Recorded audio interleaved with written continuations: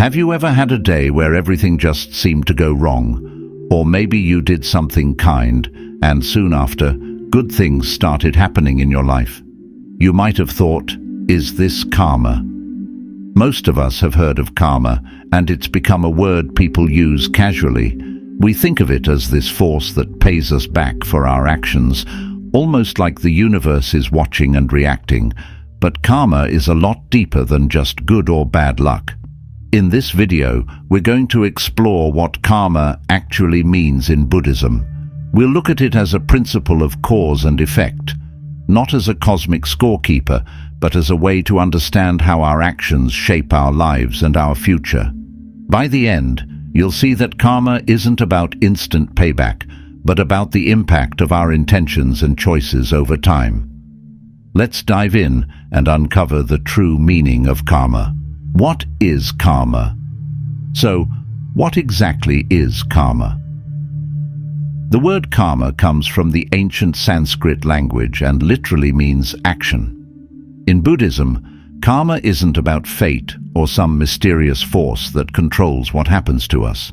Instead, it refers to the intentional actions we take, our thoughts, words, and deeds. Each of these actions creates an imprint, like a seed planted in our minds and in the world, which can have an effect down the road.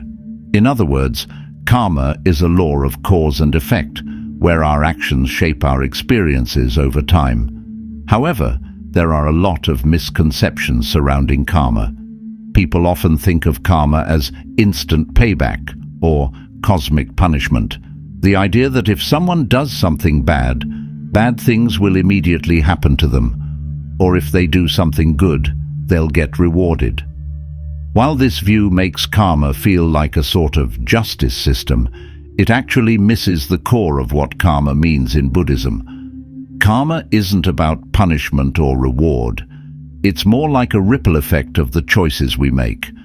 The results of our actions might appear immediately, or they might not show up for a long time, depending on a lot of different factors. So it's less about what goes around comes around in the short term, and more about how our actions shape our life in ways we might not always see. A big part of understanding karma is recognizing the role of intention. In Buddhism, intention is central to karma. It's not just about what we do, but why we do it.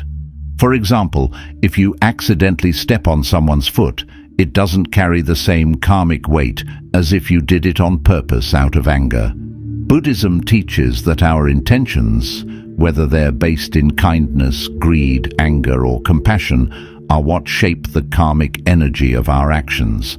It encourages us to examine the motivations behind our actions, as these motivations influence the impact our actions have on ourselves and others. So, karma isn't just a passive force, but a reminder of the power of intention and the importance of mindfulness in our everyday lives. The principle of cause and effect. Now, let's dive into the principle of cause and effect, which is at the heart of understanding karma. In Buddhism, karma is viewed as a natural law of cause and effect, rather than a system of punishment or reward. Every action we take, whether it's a thought, a word, or a deed, sets off a chain reaction, creating consequences that will unfold over time. This is similar to the idea that if you throw a pebble into a pond, it will create ripples that spread outward. Karma works in a similar way. Each action creates a ripple that can influence our future experiences, for better or worse. To make this concept more tangible, let's think of karma as planting seeds. When we plant seeds in a garden, each seed has the potential to grow into a specific plant, but the plant's growth depends on many factors: the quality of the soil, sunlight, water, and so on. In the same way, our actions are like seeds we plant with our intentions, and these actions grow into future experiences. If you plant seeds of kindness, patience, or generosity, you're likely to see positive results in your life as those seeds blossom over time. But if you plant seeds of anger, greed, or dishonesty, the results can manifest as challenging situations or internal turmoil. Just as a seed doesn't grow into a full plant overnight, many karmic results don't appear immediately.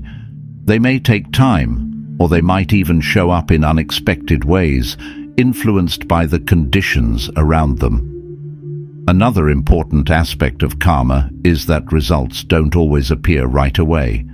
Some karmic results are immediate, while others might manifest later, depending on circumstances. For example, if you treat someone kindly, you might see an immediate positive reaction from them, like a smile or gratitude. But other times, the effects of our actions might take months, years, or even lifetimes to become apparent.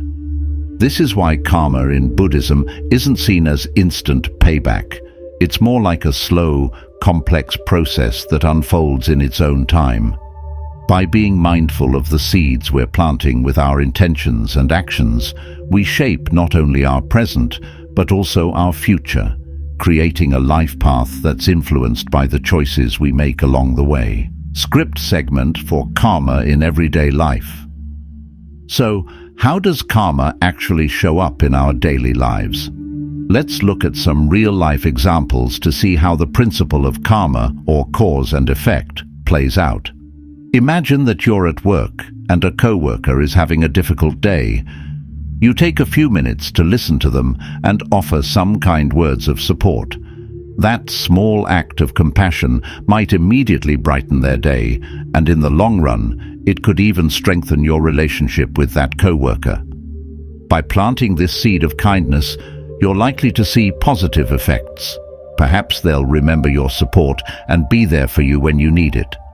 On the other hand, if you constantly approach others with criticism or anger, you might find that people are less likely to trust or support you. This is karma in action, subtly influencing the quality of your relationships based on the seeds you plant. Karma also teaches us about personal accountability. In Buddhism, karma encourages us to take responsibility for the energy we put into the world. It's a reminder that our actions, no matter how small, can create lasting effects on our lives. We're not simply victims of fate. Instead, we're active participants, shaping our experiences through our choices. For example, if we're consistently dishonest, those lies might lead to distrust and eventually isolate us from others. Alternatively, if we focus on honesty and integrity, we're more likely to build trust with others and experience stronger connections. Karma isn't about someone else deciding what we deserve. It's about understanding that the choices we make have real consequences, which gives us more motivation to act with mindfulness and integrity. Beyond our personal lives, karma also affects those around us and even our environment. When we act with kindness and compassion, we don't just create a positive impact for ourselves, we create a ripple effect that can uplift others too. Think of it like smiling at someone in passing. That small action might lift their spirits and lead them to treat the next person they meet with kindness, spreading that positive energy even further. Conversely, if we engage in harmful actions, it can create stress and negativity in those around us, which can then continue to spread. By being mindful of how our actions influence not just our lives, but also the people and environment around us, karma helps us understand that we're all interconnected. Each choice has the potential to build a better, more compassionate world or add to the challenges we all face. In this way, karma isn't just a personal journey, it's a way to contribute positively to our communities and the world as a whole. Types of karma in Buddhism. In Buddhism, karma isn't a one-size-fits-all concept. There are different types of karma that operate on various timelines and scales, giving us a more nuanced understanding of how our actions impact not only our individual lives, but also the world around us. First, there's immediate karma, which refers to the effects of our actions that we experience within this lifetime. This can be something as simple as feeling a sense of joy and peace when we act with compassion, or dealing with the negative consequences of unkind behavior shortly after. Immediate karma reminds us that our choices have real-time impacts on our state of mind and our relationships, encouraging us to live mindfully in the present. Then there's future karma, which relates to outcomes that may manifest in future lifetimes. Buddhism teaches that karma can carry over from one lifetime to the next, meaning that the actions and intentions we cultivate now may shape our experiences in future existences. While the concept of reincarnation may not resonate with everyone, this aspect of karma can still serve as a reminder of the lasting impact of our choices. It encourages us to think beyond immediate gratification and to consider the longer-term effects of our actions, not only for ourselves, but for the future we're shaping. Lastly, there's collective karma, which applies to the shared actions and outcomes experienced by groups, communities, or even entire societies. This type of karma reflects the collective impact of group actions, like how a community's values and decisions shape its environment and quality of life. For example, a society that prioritizes kindness, respect, and environmental stewardship creates a different world than one driven by conflict or exploitation. Collective karma reminds us that we're interconnected, and it encourages us to contribute positively to the well-being of the communities we belong to. These distinctions in types of karma offer valuable insights for personal growth. By understanding immediate, future, and collective karma, we're encouraged to live with a sense of both short-term mindfulness and long-term responsibility. Immediate karma motivates us to make choices that improve our current lives, while future karma inspires us to work toward lasting well-being that transcends our immediate desires. Collective karma, meanwhile, helps us recognize our role within a larger whole, motivating us to act in ways that benefit not only ourselves, but also the wider world. Together, these types of karma guide us on a path of growth, encouraging compassion, mindfulness, and positive action that contribute to a life of greater purpose and meaning. How to cultivate good karma. Now that we have a better understanding of what karma is and how it works, the next question is, how can we cultivate good karma in our lives? The key to creating positive karmic results is through mindful actions. One of the most powerful ways to do this is by practicing kindness, compassion, and honesty in our daily interactions. When we act with genuine kindness, we plant seeds of goodwill that will eventually grow into meaningful and fulfilling relationships. Simple acts of kindness, like helping a neighbor or offering a smile to a stranger, can have a ripple effect, creating a more positive and supportive environment for everyone around us. Compassion, too, is a powerful tool. When we try to understand and alleviate the suffering of others, we not only contribute to their well-being, but also build a foundation of empathy and mutual respect. Finally, honesty is essential. When we speak truthfully and act with integrity, we build trust and harmony, both in our own lives and in the lives of others. On the flip side, it's just as important to be mindful of the actions we take that could lead to negative karma. Avoiding harmful intentions and actions is key to maintaining balance in our karmic journey.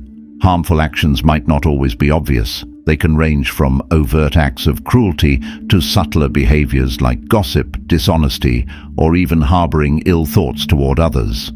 When we act out of anger, greed, or resentment, we create negative karma that can lead to difficult or painful situations later on.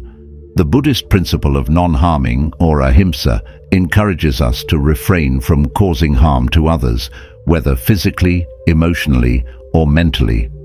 By cultivating a mindset of peace and understanding, we can avoid creating karmic ripples that will bring about suffering for ourselves or others. Another powerful way to cultivate good karma is through meditation and reflection. Meditation helps us become more aware of our thoughts, emotions, and actions, which is essential for cultivating mindfulness. When we sit in quiet reflection, we can examine our intentions and recognize patterns of behavior that might not align with our deeper values.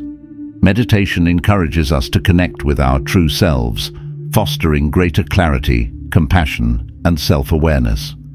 By regularly practicing mindfulness, we can become more intentional in our daily lives, making conscious choices that promote peace, kindness, and harmony. Reflection also helps us learn from our past actions, allowing us to grow and make more skillful choices in the future. Over time, these practices can help us create a positive karmic cycle that leads to a more fulfilling, harmonious life. Conclusion. To wrap things up, karma is all about the choices we make and the intentions behind those choices. It's not about punishment or reward, but rather the natural law of cause and effect. By being mindful of our actions, whether it's practicing kindness, avoiding harm, or reflecting on our intentions, we can cultivate positive karma that not only benefits ourselves, but those around us. Remember, the seeds we plant today shape the future we create tomorrow. Thank you so much for watching. If you enjoyed this video and found it helpful, feel free to leave a comment below with your thoughts or experiences about karma. And don't forget to hit that like button and subscribe if you want more content like this. Let me know if you agree or disagree with any of the ideas in the video. Comment 9 if you think karma is a powerful tool for personal growth, or comment 0 if you're just getting started on your understanding of karma. See you in the next video.